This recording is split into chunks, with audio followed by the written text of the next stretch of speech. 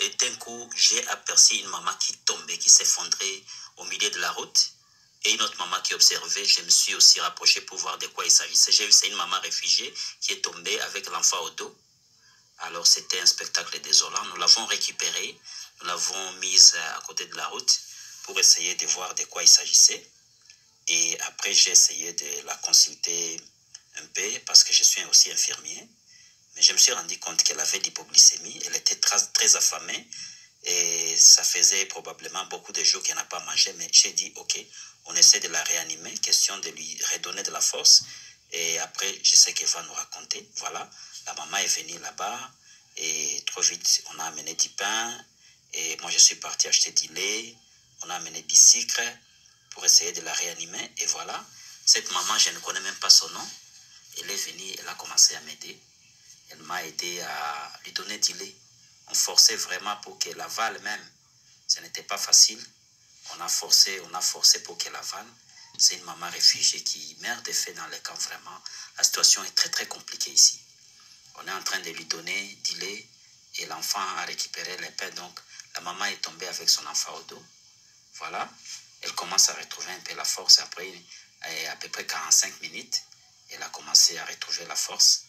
Et c'est là qu'elle pouvait maintenant nous raconter l'histoire, comment les choses se sont passées. Voilà, il y a d'autres amis qui amènent de l'eau pour essayer de réanimer même l'enfant aussi. Parce que la maman était fatiguée, elle a fait un long trajet avec l'enfant au dos. Et alors elle n'a pas tenu parce qu'elle était très affamée et épuisée. Voilà, on l'a réussi quand même à la réanimer. Et après j'ai commencé à l'interviewer pour essayer de comprendre de quoi il s'agissait. Elle m'a dit ça faisait 4 jours qu'elle n'a pas mangé. Elle est venue à Goma essayer de chercher là où elle peut le suivre pour qu'on lui paie un peu d'argent afin qu'elle trouve à manger. Alors, Bandeko, Nabanzi, Bolandi Ango, moi, il continue à vous aider parce que je m'en ai souhaité. Malheureusement, elle n'a pas eu où elle peut travailler. La situation, monsieur Bandeko, elle est fatiguée. Elle est tombée comme ça et elle ne s'est même pas rendu compte. Alors après ça, on l'avait déjà réanimé, on a acheté quelques nourritures dans son sac, là à côté, comme vous la voyez. Et après, nous avons pris la décision de la ramener chez elle. Alors je suis en train de la conscientiser là-bas pour voir si elle sera capable de prendre une moto. Et elle a dit, je n'ai pas de force. On a encore attendu quelques minutes. Et elle est en train de récupérer parce qu'avec l'hypoglycémie, lorsqu'on donne un peu de sucre, elle récupère vite. Voilà la maman, on a compté l'argent. Une affaire c'était quelque chose qu'elle peut manger même pendant une semaine. On a collecté $40. D'autres gens qui passaient, nous les avons sensibilisés. Ils ont aussi donné et nous avons aussi donné. Nous avons réuni ces montants et voilà, nous sommes en train maintenant de prendre une moto. On la met sur moto, on a payé pour que ces motards l'amènent à Mugunga, pour qu'elle aille à Rosayo. Alors, c'était ça. Bandeko, tu as vraiment début nango, ce que vous avez possible. En tout cas, la situation ici à l'Est est un peu compliquée. J'étais en train de conduire aujourd'hui et d'un coup, j'ai aperçu une maman qui tombait, qui s'effondrait au milieu de la route. Et une autre maman qui observait, je me suis aussi rapproché pour voir de quoi il s'agissait. J'ai vu c'est une maman réfugiée qui est tombée avec l'enfant au dos. Alors c'était un spectacle désolant. Nous l'avons récupérée, nous l'avons mise à côté de la route pour essayer de voir de quoi il s'agissait. Et après, j'ai essayé de la consulter un peu parce que je suis aussi infirmier. Mais je me suis rendu compte qu'elle avait l'hypoglycémie. Elle était très affamée et ça faisait probablement beaucoup de jours qu'elle n'a pas mangé. Mais j'ai dit, OK, on essaie de la réanimer, question de lui redonner de la force. Et après, je sais qu'elle va nous raconter. Voilà, la maman est venue là-bas et trop vite, on a amené du pain. Et moi, je suis parti acheter du lait. On a amené du sucre pour essayer de la réanimer. Et voilà, cette maman, je ne connais même pas son nom. Elle est venue, elle a commencé à m'aider. Elle m'a aidé à lui donner du lait. On forçait vraiment pour qu'elle avale même. Ce n'était pas facile. On a forcé pour qu'elle avale. C'est une maman réfugiée qui meurt de faim dans les camps vraiment. La situation est très compliquée ici. On est en train de lui donner du lait et l'enfant a récupéré les pains. Donc la maman est tombée avec son enfant au dos. Voilà, elle commence à retrouver un peu la force. Après à peu près 45 minutes, elle a commencé à retrouver la force. Et c'est là qu'elle pouvait maintenant nous raconter l'histoire, comment les choses se sont passées. Voilà, il y a d'autres amis qui amènent de l'eau pour essayer de réanimer même l'enfant aussi. Parce que la maman était fatiguée, elle a fait un long trajet avec l'enfant au dos. Et alors elle n'a pas tenu parce qu'elle était très affamée et épuisée. Voilà, on l'a réussi quand même à la réanimer. Et après j'ai commencé à l'interviewer pour essayer de comprendre de quoi il s'agissait. Elle m'a dit ça faisait 4 jours qu'elle n'a pas mangé. Elle est venue à Goma essayer de chercher Bandeko. pour qu'on lui paie. Oui, makamusu sutango ozomona makamusu tango ozoyoka yango ezopesa na posa ya kolela. Mama wana une femme congolaise na este. Nzale eleki kokima na mwana 4 jours après ye na mwana akwei na balabala. Akoki susu te. Mwana sala pe eza te. Mwana pe azotala mama. Pouvoir soko moni kokoki yango te démissionne. Mais nayebi te bato mosusu baza na bakere ya ndenge nini. Soko moni kokoki te démissionner na yo eza famille na yo te, eza ndako na yo te, eza makambo mboka. Démissionne. Bandeko, bato bakomaka tina ba situation boye. To banda ko ganga na Kinshasa bana Ethiopie kende kotala Ethiopie lelo. Kende kotala aéroport ya Ethiopie lelo. Pa beto ya fuati l'air nyoso kolobana kochila mtu makelele saka tina. Kende na Tanzanie bamboka ya pamba ba pauvre. Batini nga video. Malheureusement awa Facebook ezate. Baza ko célébrer train électrique. Train ya kitoko ba train na Tanzanie. Bande ko nangai. Na bambongo bazozo na RDC. Alors chez Bino mutayibi 58 millions et ça n'engo rien pour kangiye, pour bimisiye, pour nommer. Bakazadi on a bazoka baba ki moyibi eleki. Baluba nyonso ba travailler ki moyibi na moyibi mais finalement bande ko nanga comment bokoza na amour du projet. Na yebisa bino banda kalake moluba nyonso je précise. Azana motema mawa pe bolingote. Est-ce que bino mboka ningezo tambola? Bosoka baluba bazoloba. Est-ce que bosoka baluba bazoko ndane Tshisekedi? Est-ce que la baluba kananga? Est-ce que la baluba Mbujimayi? Est-ce que bozo yoka bazoko ndane? Aouti dernièrement ko na Belgique ko yebisa ba Belgique ba sanctionner Kagame. Mais déplacement na ye Kinshasa ti Belgique coûtait combien? On est à distraction. Combien de fois bande qu'on a sabino? Ngana kama rabino atambola na ba chaîne mususu na kama rabino. Oyo bazo sala mbongo akoya koluba plus d'une ya malamu ezate lobby akoya ko reprendre kaka yango bozo tala pe batonde ngwana. Awuti na Belgique awa kosenga ba sanctionner Kagame. Oh. Mais yo lobaki Kagame za frère na yo. Yo lobaki suki mutu moko kaka kufito nini bakoyeba yo. Mais obadi ko lukula na Belgique. Bandeko. Soko landi video nanga. Omoni makambo na lobi ke ekoko ya un jour zo yango bomba ko na galerie na yo. Na loba na bino ke Chilombo akotikalaka ko gagner M23 T. FARDC akotikalaka ko gagner M23 T.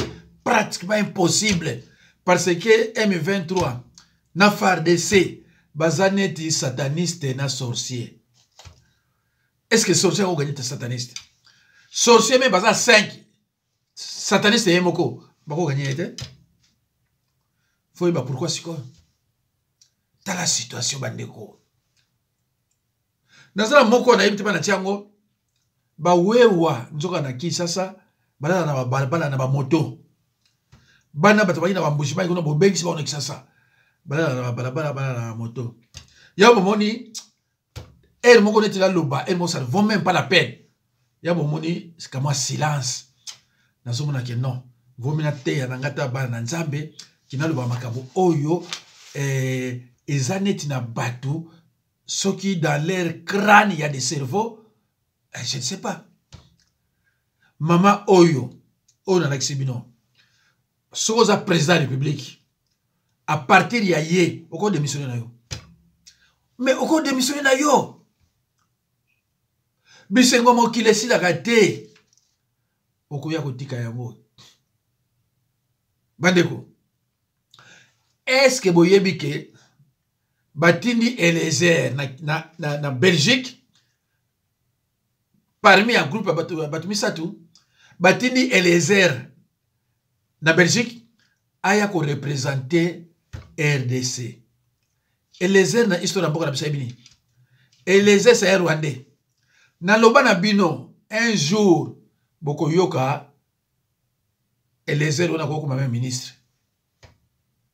Un jour boko mais parce que sous batindi aya ko représenter Belgique RDC, c'est que ba moni mutamayele. Nyonso wana ezana ba corps, ce n'est pas Tshilombo qui décide. Ezali gouvernement parallèle. Balobi bon, tozotinda tel baki no négocier. Baki Tshilombo bazali ko batel.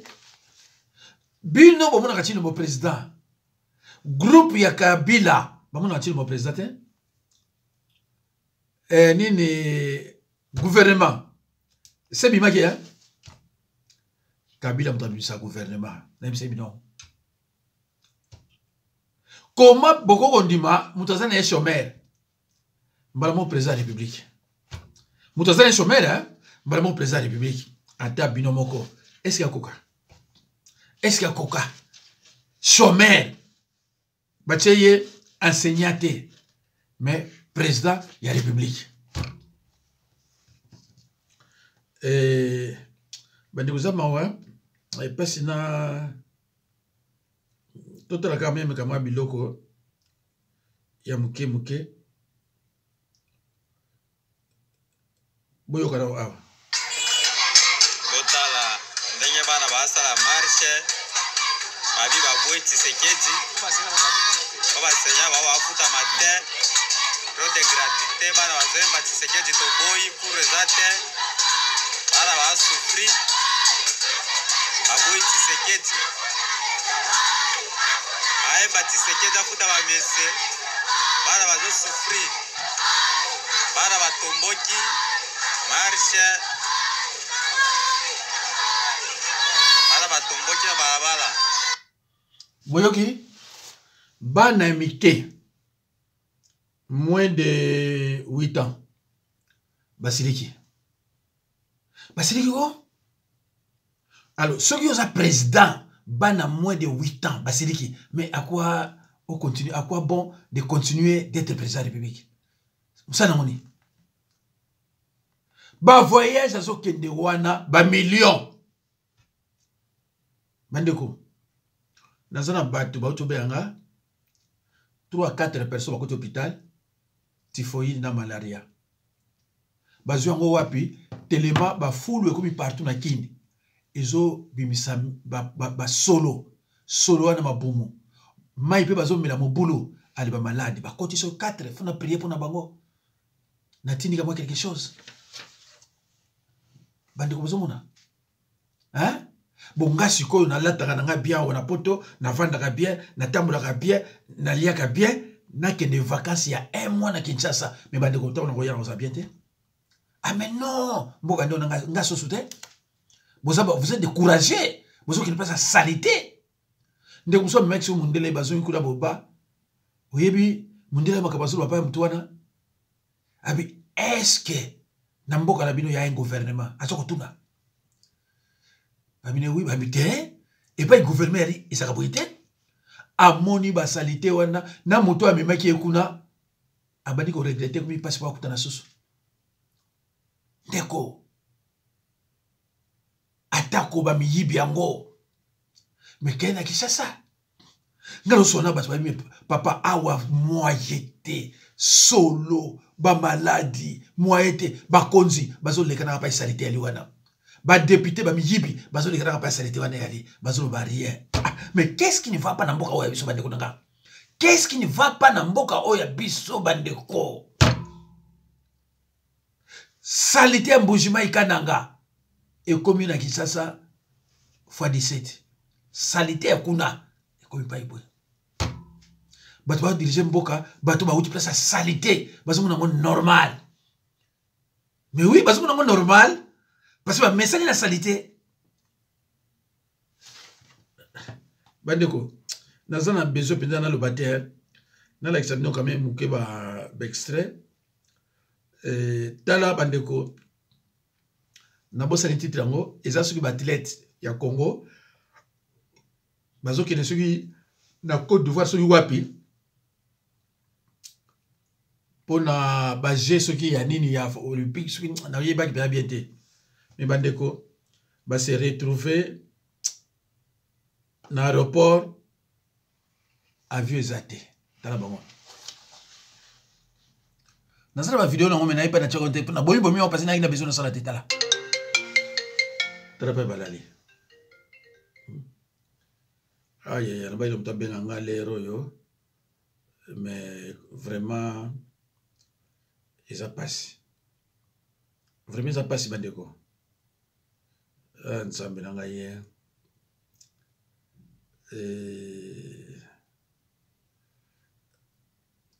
Nzambe. Tala basoda na bino. Abo tala basoda na bino.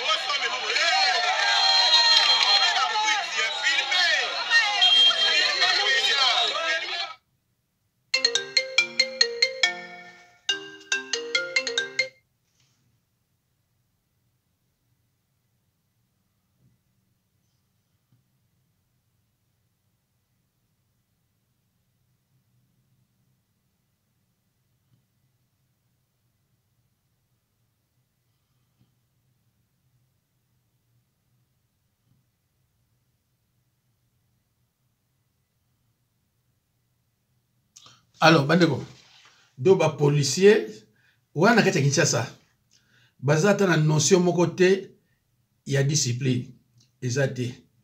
Alors, conséquence, bazako bunda. Mususu eza awa na kocha na suka, sinote nani yako, o na ebite suyo to sili sona.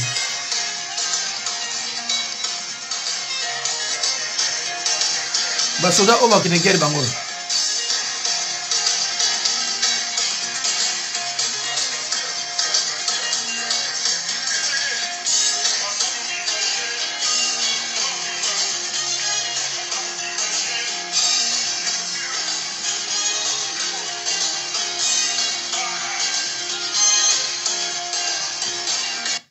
Momoni basoda ba kono bunda. Basoda ba kono bunda. Donc ndenge zo le kanaki ezo lakisa ke kuna eza ngo problème te.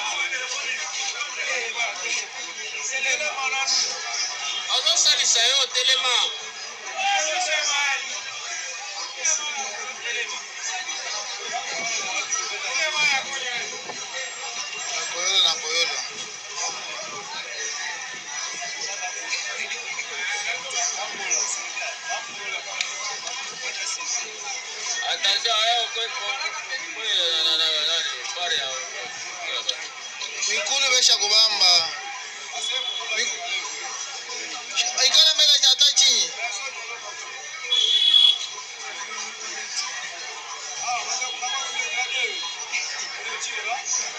Mawe, bandeko. Oh, wana bozo komona na kati ya Kinshasa. Eza te ke eza suki wapi te. Eza na kati ya Kinshasa. Ah, bandeko. Aïe, vraiment passé, hein. Voilà. Oh, eza en plein ville à Kinshasa.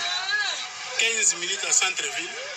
Mais Renault, Terax, 6x6. Azoko le Qatar. Ah. Donc, bah, recevoir, bah, beti pao. Mais toza na centre, c'est-à-dire on est au centre du pays. Na ville ya Kisasa. Donc c'est-à-dire ville ya Kisasa. Mais mutuka moko boye ewiti mboka na biloko wana e mati banzela ndenge na ndenge. Mais na katikati ya ville ya Kisasa, tala fo basala misala boye, babwaka mabaya, boya leka.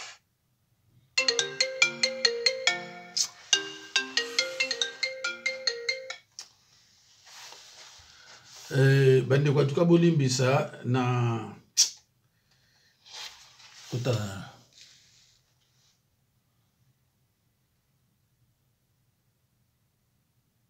ekimisi na volume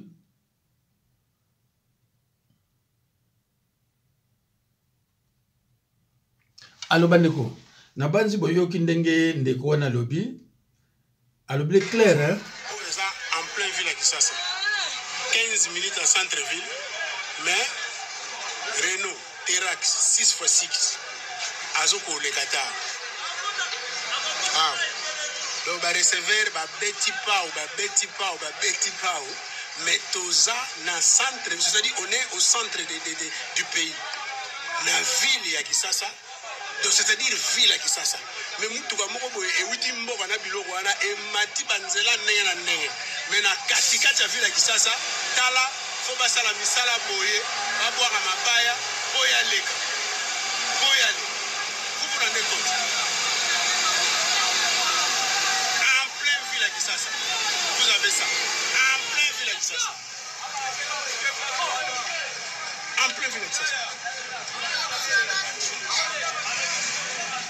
Quand on a une institution qui travaille na ebité oyo bazozela fo l'état bimisa mbongo en plein ville ya Kisasa ta pina muto kese comme na ville ya Kisasa so na baoli caméra boye bomona la voix d'Isaïr musika te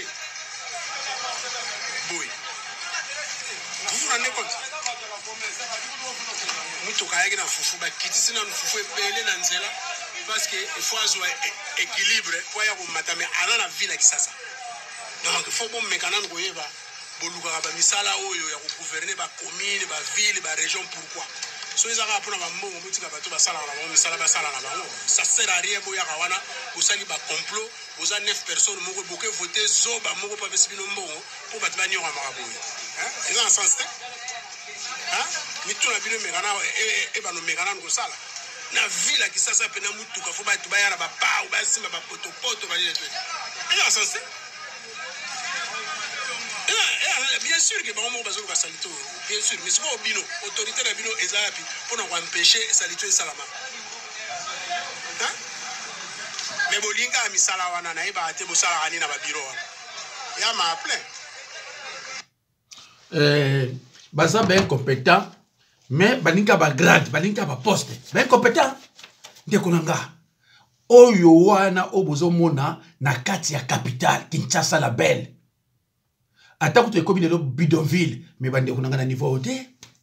Na niveau oyoté, où sont les députés? Où sont les parlementaires? Mboka batwa simba ngo ba parlementaire. Basi bazui ba jeep, bakota mona nzela wana. Ça n'a pas de sens bande konanga. Basi bazui ba jeep ko, mais bakota mona na nzela wana. Vomi na va na Europe, na zoka 800 euros, 1000 euros, na zana ndaku, na zana nini, na vani kimia, ki okene ba place ndengwana. Sikoyo, combien de bateaux baza ko bela? Combien des hôpitaux? Ils en ont beaucoup d'habitants. Combien? Ok, na lupango yo bateau basala kate. Ok, na lupango yo bateau basala kate. Mais ce que malade ba sasi koni. Ah, bandeko.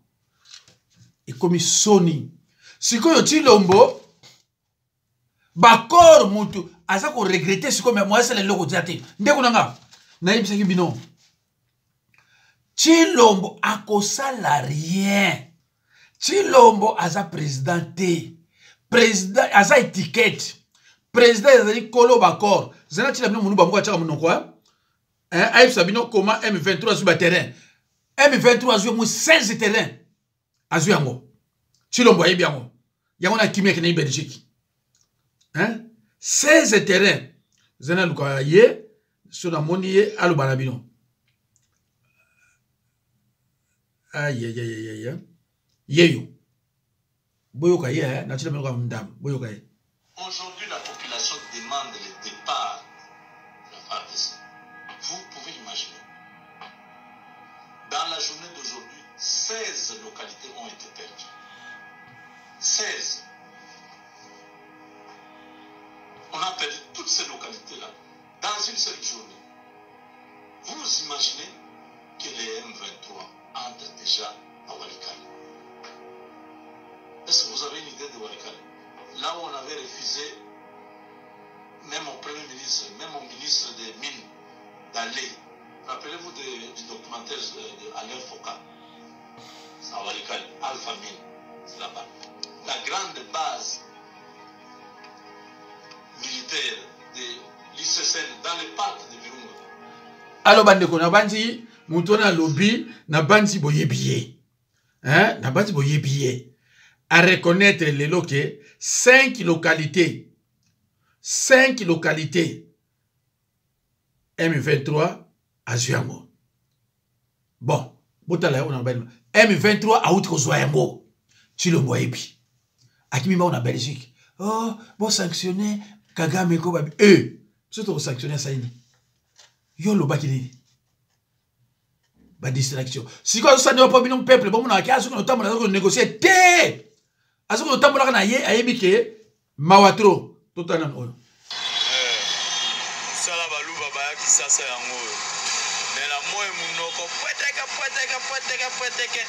metala siko ndango ba yango oh fachi beto mani fachi beto yango bino oluka makam ah toza erani moyo ese bimita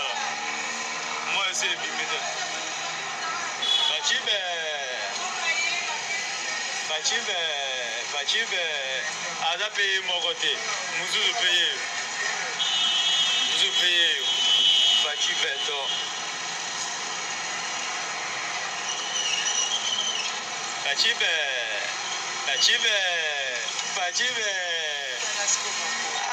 Fachibe, tala, a salvu de une année à Sokolawate. Fachibe.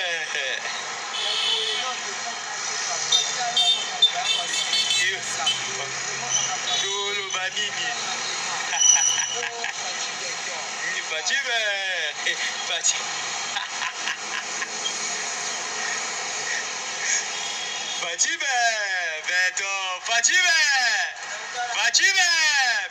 Alors bande kuna longoli yango bomoni ndenge bazola libanda nikola ba moto tongo ese tana ki bayebite parce que place ola les ate batu yo zoki na Lubumbashi soki na Mbujimayi na Kananga baya ko chayo poa somile bango ba moto tala ba condition bana batu bazola yango. Alors bandeko boyoka ya suka passer minute sili boyoka ya suka e kupesa bino mawa boyoka. Je me souviens à une certaine époque, le Condor maréchal Joseph Désiré Mobutu, président de la République du Zaïre à l'époque, à Monaki que Adaki n'a pas ça à négocier avec la Belgique. Il a eu aussi envoyé 3 personnes. Félix Sekei vient d'envoyer 3 personnes. Mobutu avait envoyé en son temps 3 personnes. Muto Mobutu a Tindaki. Maître Kamanda wa Kamanda Pinga Kasenda oh mususu Nimi la famille onani o azaki pina ndekone azaki na MLC awa Maître Nimi Maïdika Ngimi 3 personnes Nimi Maïdika Ngimi ba juriste Pinga Kasenda ozui menani o na otiko tanga misato o ba kenaki pour aller négocier avec la Belgique sur la situation du Congo. Voyez-vous, ces 3 personnalités. Monsieur Félix Sekedi a-t-il fait 3 personnes. Na 3 personnes, il y a Atindi, Mbata, Eliezer, na Lukulasi. Vous comparez Binomoko. Vous comparez la qualité des gens qui ont représenté l'État congolais et la qualité des gens qui avaient représenté le Zaïre de l'époque. Maître Kamanda wa Kamanda, Pinga Kasenda, Maître Nimi Maïdika Ngimi. Aussi de l'autre côté, Mbata, Eliezer, Nalukulas. C'est-à-dire que vous comprenez par là que M. Félix Sekedi ne veut pas résoudre le problème du Congo. On ne peut pas, à ce stade, dans le stade actuel, côté na Batoko ba Eliezer, Batoko nani Lukulasi. Mbata kuto ko comprendre moi muke. Botinda bango ba que nous conseille la diplomatie pendant que nous sommes dans une situation de guerre, dans une situation de crise. Non. Généralement, lorsque vous envoyez vos émissaires, il faut botinda bateau ba yebi makambo. Bateau ba na esprit. Mettre nani awa ba kei na période à Mobutu. Bazo poser bango ba question na ba journaliste. Bazo koloba baza koloba si c'est comme ça en cas de casser coopération. C'est-à-dire que la personne connaissait avec une vision large. Une connaissance approfondie. Alors bandeko vraiment beaucoup c'est plein mais nazo bijana kata mo pour expliquer bino. Alors na bomoni na époque Mobutu atindaka. Ngana kumsa Mobutu te parce que à cause na ye tozo subir babiloko. Bato ya tindaka Maître Kamanda Pinga Kasende Nimi. Mais yo ko tinda Eliezer. Bon dime on siko keza tilo bote. Eza gouvernement parallèle. Mudezui rwandais et tindiye Mbata ça va encore mais Eliezer on y a yebi. Na bay na bino Eliezer suko na ngwa ministre. Parce que c'est rwandais. Hein? C'est rwandais. Azalaki awa député 5 ans à ça l'autre. Nazala soda moko